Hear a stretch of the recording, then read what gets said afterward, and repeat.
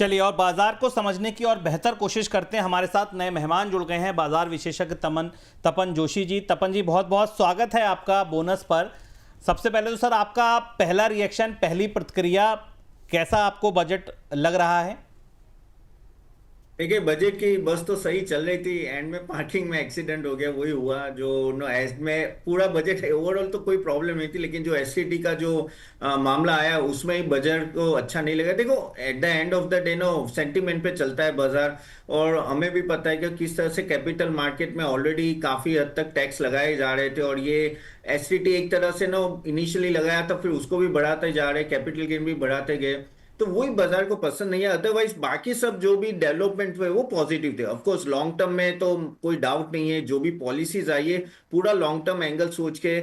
देखिए, जब हम लोग बजट में एंटर हुए तो किसी को इतनी आशा नहीं थी इस बजट में। इस आई थिंक ये बजट में ऐसे लग रहा था कि ठीक ठाक निकल जाए, बस बहुत है। लेकिन जो बस एसटीडी का इशू है, अदरवाइज तो आई थिंक मुझे बजट से और कोई प्रॉब्लम नहीं है। जो जो फोकस एरिया है वो लग ही रहा था। जिस तरह से उन्होंने काफी हद तक डेटा सेंटर पे फोकस किया है, इवन एक्सपोर्ट ओरिएंटेड कंपनीज पे भी नो कस्टम ड्यूटी में थोड़ा राहत दी है, डिफेंस इंफ्रास्ट्रक्चर कैपेक्स भी कुछ 12 लाख करोड़ की 12.2 लाख करोड़ के किया है, तो उस तरह से पॉजिटिव है। लेकिन ये लॉन्ग टर्म का है budget, I think short term में मार्केट में इसके वजह से पेन रहेगा।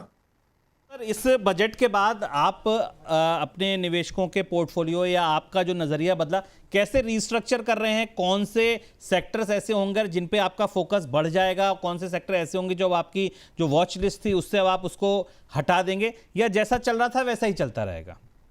देखिए, ये बजट में एक एक तो डायरेक्शन एक मिला है कि जिस तरह से बात की कि डेटा सेंटर्स तो वो एक फ्यूचर है, रिन्यूएबल्स में भी आगे जाके पावर ट्रांसमिशन कंपनीज वहां एक फोकस बढ़ रहा है। ठीक है, कैपिटल गुड्स कंपनीज वहां भी आप देखें तो 12.2 लाख करोड़ का जो है, आगे जाके कैपेक्स और होगा, तो वो वहां भी आई थिंक काफी सारे स्टॉक्स नीचे आ गए। ये जो सेक्टर्स में बोल रहा हूँ उनके स्टॉक्स भी ऑलरेडी काफी नीचे आए हुए हैं, तो वहां आई थिंक वहां देखना चाहिए। डिफरेंस तो हमें पता ही था कि वो लाइमलाइट में रहेगा, लेकिन वहां हमें एग्जीक्यूशन देखना पड़ेगा। लेकिन आज जो जिस तरह से डिफेंस स्टॉक्स गिरे तो उनको उम्मीद ज्यादा थी कि कुछ और आएगा, लेकिन आया नहीं। लेकिन ओवरऑल मेगा ट्रेंड तो है ही डिफेंस में, तो ऐसा कुछ खास चेंज नहीं हुआ है। हाँ, एक चीज है कि एफएमसीजी हो या कंजम्पशन हो, उसमें कुछ उतना कुछ मिला नहीं है। और मुझे लग रहा है कि कैपेक्स ड्रिवन और इंफ्रास्ट्रक्चर ड्रिवन के स्टॉक्स होंगे, वो आई थिंक ज्यादा बेटर करेंगे। बाकी सब बैंक्स एनबीएफसी में तो एक तरह से इंटरेस्ट रेट कट का आगे जाके फायदा होगा, लेकिन हाँ, कैपेक्स और इंफ्रास्ट्रक्चर रिलेटेड स्टॉक्स में आई थिंक आगे जाके फायदा हो सकता है और ज्यादा।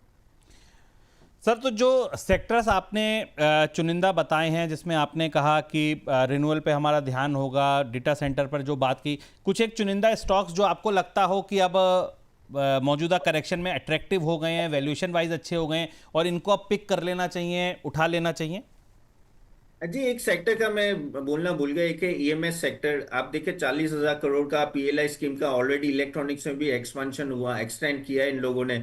तो वो एक सेक्टर है कि आप देखिए, डिक्सन हो या सिरमा एसजीएस हो, ये सब स्टॉक काफी नीचे आ गए ना, एम्बर हो, तो वहां आप थोड़ा ध्यान दे सकते हैं, क्योंकि ये थीम बड़ी है। ये थीम जिस तरह से ईयू के साथ ट्रेड हुए, तो आगे जाके काफी सारी कंपनीज भी यहाँ आके अपना प्रोडक्शन सेटअप करना चाहे, प्रोडक्शन सेटअप यानी थर्ड पार्टी इस तरह से देना चाहते हो, तो हमारी कंपनीज है।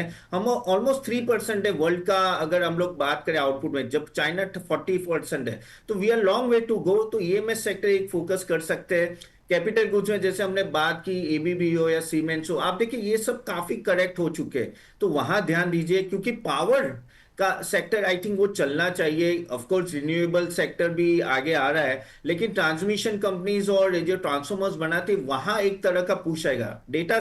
डेटा सेंटर्स में बात करें तो देखिए, एक अनंत राज जी है जो आप कह सकते हैं कि रियल में डेटा सेंटर में वो भी सिर्फ 5% उनका रेवेन्यू से आ रहा है, तो वो टाटा आ रहे हैं, अदानी आ रहे हैं, लेकिन वो फ्यूचर में है। लेकिन वो भी एक फोकस कीजिए। सेमीकंडक्टर में भी कोई ज्यादा है नहीं, एक network technologies and all that, but otherwise आप देखें ना, तो ये सब सेक्टर पे आई थिंक फोकस करना जरूरी है, क्योंकि ये कुछ मैंने जो नाम बोले, आई थिंक वहां वैल्यूएशन में आप ठीक ठाक मिल रहे हैं। ये सब ऐसा नहीं कि ओवर वैल्यूड है, तो वहां आप देख सकते हो। तो डिक्सन, एवीवी, एबीबी सीमेंस, अनंतराज और नेटवेब टेक्नोलॉजी, ये वो काउंटर्स हैं जो तपन जी की विश लिस्ट में है, वॉच लिस्ट में। तपन सर, ये सरकारी कंपनियों को, सरकारी बैंकों को स्पेशली अगर मैं कहूं तो लेकर बड़ा एक उत्साह था और था कि इस बजट में पक्का कुछ ना कुछ सरकारी बैंकों पे घोषणा होगी, कैपिटलाइजेशन पे सरकार कुछ कर सकती है, डिसइन्वेस्टमेंट के जरिए बैंकों पे कुछ पूंजी डालने की बात हो सकती है। वहां कुछ भी नहीं दिखा। तो आपको लगता है कि ये जो पीएसयूज में एक रैली बनती हम देख रहे थे, वहां पे अब कुछ मुनाफा वसूली या कुछ आपको लगता है कि निवेशकों का रुझान थोड़ा सा मंदा पड़ेगा? देखिए, एक साल पहले, 1.5 साल पहले की बात करें तो जो वैल्यूएशन गैप था पीएसयू और प्राइवेट बैंक में बहुत बड़ा था। अगर आप देखो, पीएसयू बैंक 0.7 या 0.82 प्राइस टू बुक वैल्यू में चल रहे थे, जबकि आप एचडीएफसी, आईसीआईसीआई बैंक सब कुछ 3 के आसपास थे। तो जो गैप था वो अभी काफी कम हुआ है। अगर अभी देखें, पीएसयू बैंक ऑलमोस्ट 1.2 से 1.5 प्राइस टू बुक वैल्यू में, जो ऑलमोस्ट डबल हो चुका है। इसलिए आपने पीएसयू रैली देखे। अभी जो गैप है इवन एचडीएफसी और आईसीआई इन सबके थोड़ी नीचे है। तो अभी जो 1 price to book value gap है वो रहेगा। देखिए, प्राइवेट बैंक कभी, हम लोग जो बोलते हैं ना कि वैल्यूएशन पीएसयू प्राइवेट बैंक का सेम होगा, वो कभी हो नहीं सकता, क्योंकि प्राइवेट में ऑटोनॉमी ज्यादा होती है। तो मुझे लग रहा है valuation point of view PSU एक लेवल पे पहुंच गए, इसलिए आज एक profit booking I. Of course, जैसे आपने रीजन बताया कि कैपिटलाइजेशन या कहीं ना कहीं कंसोलिडेशन की बात हो रही थी, लेकिन वही कहना है कि पीएसयू बैंक्स वापिस उस लेवल पे नहीं है कि आपकी बड़ी करेक्शन, वो मुझे नहीं लग रहा है। क्योंकि देखिए, काफी हद तक उनके एनपीए कंट्रोल में आए। क्रेडिट ग्रोथ देखिए तो काफी, जो पीएसयू बैंक के रिजल्ट आए, 15 से 20% का क्रेडिट ग्रोथ वो अभी भी यहां से बोल रहे हैं। और कॉस्ट ऑफ बोरोइंग भी इनके भी अभी मिनिमाइज हो रही है। तो मुझे लग रहा है कि अगर ये 5% और नीचे मिलते हैं, आई थिंक वो एक बाइंग अपॉर्चुनिटी होगी PSU. I think PSU is a long way to go. लेकिन हाँ, अब उस तरह का रिटर्न जो हमने 1.5 साल में देखा, शायद हमें वो वापस रिटर्न देखने ना मिले। तो उससे ज्यादा बेहतर है कि प्राइवेट बैंक के जो प्राइवेट सेक्टर के जो बैंक हैं वहां कहीं बेट लगाई जाए। लगा सकते हैं सर, लेकिन देखो, आपको चुनिंदा बैंकों में लगाना पड़ेगा। ओके, अगर प्राइवेट बैंक की मैं नाम दूं तो आईसीआईसीआई और फेडरल बैंक आप देख सकते हो। तो क्योंकि क्या है कि अभी वैल्यूएशन दोनों के ठीक ठाक हुए, और जो भी एनपीए के इश्यूज, जैसे एक्सिस बैंक में भी आप देखिए तो इस बार ठीक ठाक रिजल्ट है। और इसलिए वो एक्सिस में 30% क्यों बढ़े, क्योंकि उनके जो एनपीए के इश्यूज थे वो रिजोल्व हुए। तो आपको चुनिंदा स्टॉक में जाना है, लेकिन मैं बैंक में काफी पॉजिटिव हूँ। आगे जाके इंटरेस्ट रेट कट होगा और देखो, इकोनॉमी चलेगी तो बैंक चलेगी। तो मुझे लग रहा है कि क्रेडिट ग्रोथ आगे जाके काफी हद तक ठीक ठाक रहेगा। देखो, जीएसटी रैशनलाइजेशन और वो सब का ना बेनिफिट 3-4 क्वार्टर में आता है, 2-3 क्वार्टर में धीरे धीरे आता है। और क्रेडिट ग्रोथ है, ऑटोमोबाइल्स के आप डेटा देखे तो यस, प्राइवेट बैंक्स भी आप देख सकते हो, लेकिन पीएसयू बैंक्स भी दोनों देखिए आप। ऐसा पहले क्या था कि सिर्फ पीएसयू बैंक देख रहे थे, प्राइवेट बैंक्स नहीं देख रहे थे। आई थिंक अभी वैल्यूएशन ठीक ठाक हुआ है। I think you can select the stocks now. Sir, और सवाल था मेरा, जो था गोल्ड सिल्वर को लेकर। आजकल सर, जैसे कहते हैं ना, खाना नमक के बिना पूरा नहीं है। आजकल बाजार की बात करो और गोल्ड सिल्वर की बात ना करो सर, ऐसा हो ही नहीं सकता। टॉप ऑफ द माइंड जो चल रहा है वो गोल्ड सिल्वर है। बीते 48 घंटों में जो घटा वो सुर्खियां हैं, वो हम सबको पता है।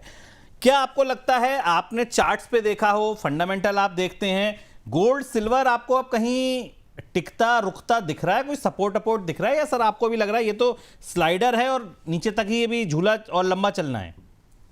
ये मैं तो फंडामेंटल एनालिसिस, तो फंडामेंटली तो गोल्ड ऑलरेडी बहुत कब का आगे निकल गया है। ठीक है, फंडामेंटल बेस के लेवल पे तो सिल्वर और गोल्ड कुछ अलग ही लेवल पे थे, जो सस्टेनेबल नहीं था। और पता था कहीं ना कहीं कुछ एक रीजन आएगा, जैसे आई थिंक नए गवर्नर की यूएस में रिक्रूटमेंट हो रही है, उनका नाम आते ही और गिरा गोल्ड, और रीजन आता है और वो गोल्ड सिल्वर। तो अभी गोल्ड सिल्वर उस लेवल पे कि किसी को पता नहीं, इट्स कंप्लीटली ब्लैकआउट कि कहाँ जाके रुकेगा। मेरे हिसाब से अभी भी ओवर वैल्यूएशन है। देखिए, ऐसा नहीं होता है कि एक ही साल में आप सब कुछ आ जाएगा। देखो, कुछ कुछ मेटल्स की डिमांड आती है 3 साल 4 साल में, जैसे कॉपर और जिंक। तो वहां भी अगर आप देखो तो एक साल में सब कुछ आ गया, तो वो नहीं होता है, वो सस्टेनेबल नहीं है। तो रैली सस्टेनेबल नहीं थी और गिरा है। अभी आप बोलोगे एग्जिट कहाँ गिरा, तो यहाँ से और मुझे तो वीकनेस ही लग रही है। मुझे नहीं लग रहा है कि ये कहीं आगे रुकेगा, और बहुत ही एक्सट्रीम वॉलेटिलिटी रहेगी। तो इस लेवल पे तो निवेश करना आई थिंक नो बहुत ही गैम्बलिंग टाइप हो जाएगा, unless you are good in technical analysis तो कीजिए।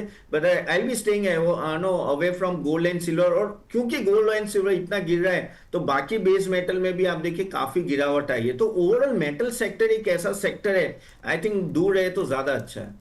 सर कोई जैसे आपने कहा ना कि लेवल तो मुझे और नीचे दिख रहे हैं, क्या लेवल सर आपको दिख रहे हैं? अगर आप गोल्ड और सिल्वर पर कोई एक ऐसा लेवल बता दें जो लोगों को लगे कि चलो तपन सर ने बताया था, उनकी सलाह मान के दिल पे पत्थर रख के अगर ये लेवल दिखता है तो बुक करो, लॉस लॉस, या अगर किसी को बाय करना तो इन लेवल पर आ जाए तो थोड़ी थोड़ी बाइंग शुरू कर दें। सर मेरे कहने पे होता था तो प्रॉब्लम ही क्या थी। नहीं, लेकिन बात करूँ तो ओवरऑल मुझे अभी भी 15 से 20% और लग रहा है नीचे। देखिए मैं एग्जैक्ट लेवल, क्योंकि मैं टेक्निकल एनालिसिस में, I am not a right guide to tell you कि कहाँ जाके रुकेगा, लेकिन मुझे अभी भी 15% की और वीकनेस लग रही है, क्योंकि ये इस वॉलेटिलिटी में सस्टेन नहीं कर सकते। और इसमें जैसे मैंने बोला काफी ट्रेडिंग होती है काफी, और जो हमारे वहां भी प्राइसेस होते हैं वर्ल्ड लेवल पे डिसाइड होती है, तो इसलिए काफी वॉलेटिलिटी की, लेकिन हाँ 10-15% तो मैं मिनिमम पकड़ के चल रहा हूँ। सर एक सवाल और, अगर आप निफ्टी को देखें, एक बजट का अगर एनालिसिस करें तो ये बताते हैं कि पिछले करीब 40-45 बजटों का अगर जो एनालिसिस है वो ये बताता है कि बजट के बाद मार्केट का सेंटीमेंट चेंज हो जाता है। अगर मार्केट का सेंटीमेंट खराब है तो वो अच्छा हो जाता है, और अच्छा है तो वो खराब होता है। केवल 3 इंस्टांस ऐसे हैं जब पहले से भी रैली थी और उसके बाद भी रैली रही। अभी जो बाजार का सेंटीमेंट था बजट से पहले सर, वो कैसा था? हम और आप जानते हैं, झूला सा झूल रहा था, आज होगा कल होगा। क्या आपको लगता है इस बजट के बाद बाजार जो 200 दिन के मूविंग एवरेज पर निफ्टी बार बार सपोर्ट ले रहा था, क्या आपको लगता है कि अब वो जो लॉन्ग टर्म चैनल था उसके ऊपर वाली लाइन पर जाने की कोशिश करेगा, वापसी दिखेगी, हम मंगलवार से बुधवार से बाजार में एक वापसी देखने लगेंगे? देखिए जिस तरह से आज मार्केट गिरा तो थोड़ी वीकनेस तो है। अभी कल देखना पड़ेगा एफआई, मुझे पता नहीं आज कितनी एफआई ने ट्रेड किया है। कल आके एफआई भी सेल करने लगे तो, क्योंकि आज मोस्टली हर जगह छुट्टी थी, तो वो देखना पड़ेगा। लेकिन मुझे यहाँ से मैक्सिमम 400 या 500, 24,000 तक आई थिंक अगर जाता है, या 24,200 तक लगता है, उससे ज्यादा नहीं लग रहा है। क्योंकि फिर फंडामेंटली, मैं फंडामेंटल बात करूंगा, आई थिंक हम लोग कह सकते हैं कि पी रेशियो हमारा निफ्टी का कुछ 18 या 19 के आसपास आ जाए, जो एक लेवल था। आई थिंक सिंदूर ऑपरेशन के टाइम भी वही लेवल पे था, तो वो एक बहुत ही अच्छा बाइंग जोन होगा। तो मेरे हिसाब से अगर 24,200 के आसपास भी आता है, it will be a very buying opportunity. अब बात करके इससे फंडामेंटल है, इसमें जो एसटीटी का, सर आपकी आवाज बीच में कट गई थी। हाँ अब आ रही है, अब आ रही है सर। Okay sorry. तो सर मैं रिपीट करता हूँ वापिस, मुझे लग रहा है कि 24,200 के आसपास मुझे लग रहा है कि वहां तक रुकेगा, और वहां से एक अच्छा बाइंग जोन होगा, क्योंकि उस पर ऑलमोस्ट ना कह सकते हैं कि हम लोग 18 के पी रेशियो पे होंगे, और वहां से एक सस्टेनेबल रैली आ सकती है। देखिए जो आज हुआ वो एसटीटी के वजह से हुआ है, तो वो सेंटिमेंटल हिट है। बाकी सब सेक्टर में जो बातें की है तो वो पॉजिटिव ही है। तो लॉन्ग टर्म के लिए अगर आपको डालना है तो आई थिंक ये एक अच्छा लेवल होगा। ये 2-3 दिन में अगर अगर नीचे भी आता है लॉन्ग टर्म के लिए बाय करना है, लेकिन 24,200 या 24,000 पे रुक जाना चाहिए। 24,200 यानी कि यहां से करीब करीब 600 पॉइंट की गिरावट अभी और देख रहे हैं तपन जी। 24,825 के आसपास हमें, और 24,200 तक की वो गिरावट यहां पर देख रहे हैं। एक छोटा सा सवाल और आपको शुक्रिया करने से पहले, एफआईआईज को लेकर, लौटेंगे एफआईआईज इस बजट के बाद?